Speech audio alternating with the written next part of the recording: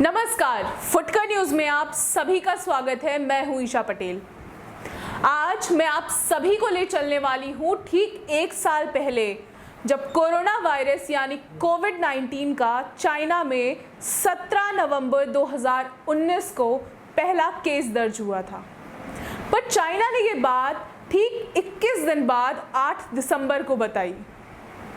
China की website south China morning ने 31 दिसंबर को एक रिपोर्ट पब्लिश की, जिसके मुताबिक चाइना में तब तक 366 मामले आ चुके थे। तो वहीं WHO की रिपोर्ट के मुताबिक 25 मार्च 2020 को चाइना में 80,000 एक्टिव केसेस दर्ज हो चुके थे। और बात करें अगर मौत के आंकड़ों की, तो 3,000 से ऊपर मौतें हो चुकी थी।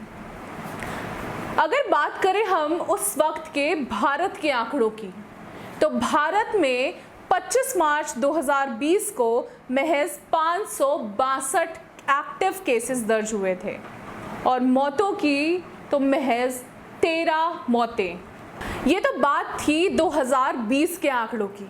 पर चलिए नजर डालते हैं भारत में 17 अप्रैल 2021 के आंकड़ों पर। 17 अप्रैल 2021 को भारत में 16,79,740 एक्टिव केसेस थे और मौत के आंकड़े सुनकर तो आप हैरान रह जाएंगे। 1,75,649।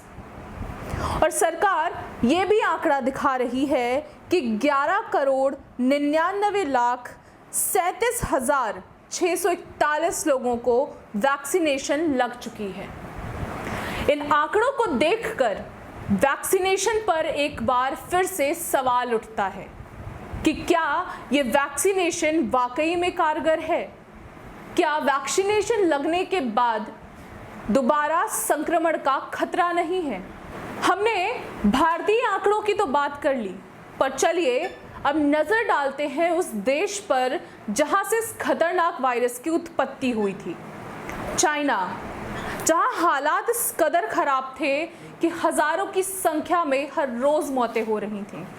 WHO की रिपोर्ट के मुताबिक चाइना में 3 जनवरी 2020 से 16 अप्रैल 2021 तक महज 1,03,203 एक्टिव केसेस रजिस्टर्ड हुए हैं।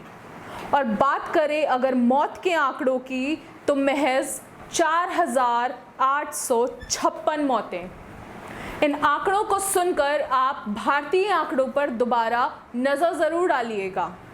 एक तरफ जहां चाइना ने अपने त्योहारों को मनाना शुरू कर दिया है, फिर चाहे वो फरवरी में मनाया गया उनका स्प्रिंग फेस्टिवल हो या अप्रैल 2021 में मनाया गया उनका जिंगमिंग फेस्टिवल, और यहाँ हिंदुस्तान में हम मौत के आंकड़े गिन रहे हैं, वो भी लाखों की तादाद में। इन आंकड़ों को देखकर भारत की सरकार से मेरा एक सवाल है कि क्या हमारे देश में जान की कीमत से कहीं ज़्यादा चुनाव और नेता नगरी जरूरी है? क्या हमारे देश में बच्चों की पढ़ाई से कहीं ज़्यादा ज़रूरी कुंभ स्नान है? क्या कुंभ की अवधि घटाने से संक्रमण का खतरा कम हो जाएगा? ये सवाल आपके जहन में भी आते होंगे और आपको भी सतर्क रहने की ज़रूरत है कि अगर सरकार कोई सख्त नियम नहीं बना रही है और ध्यान नहीं दे रही है, तो ये आपकी और हमारी नैतिक जिम्मेदारी है कि हम अपने जीवन के प्रति खुद सतर्क रहें। अब अगर बात चुनाव की हुई है, तो मैं आपको हाल ही में हुए पंचायत चुनाव की कुछ ऐसी तस्वीरें दिखाना चाहूँगी जिन्हें देखकर नहीं लगता कि मास्क पहनने का नियम पंचायत चुनाव पर भी लागू होता है। वहीं ये नियम जुर्माने के साथ आम जनता पर लागू होता है। अगर बात तस्वीरों की है, तो मैं आपको कुंभ की तस्वीरें भी दिखाना चाहूँगी, जिन्हें देखकर ये एहसास नहीं होता है कि सोशल डिस्टेंसिंग और मास्क जैसी सेफ्टी की भी ज़रूरत है। वहीं सोशल मीडिया से आई कुछ तस्वीरें और कुछ ट्वीट्स सरकार से जनता की आवाज बनकर सवाल पूछ रहे हैं। क्या इन सवालों को सरकार का जवाब मिलेगा? ऐसी ही खास रिपोर्ट्स और जानकारियों को देखने के लिए बने रहिए फुटकर न्यूज़ के साथ और चैनल को लाइक शेयर सब्सक्राइब करें और बेल आइकन दबाना ना भूलें। नमस्कार।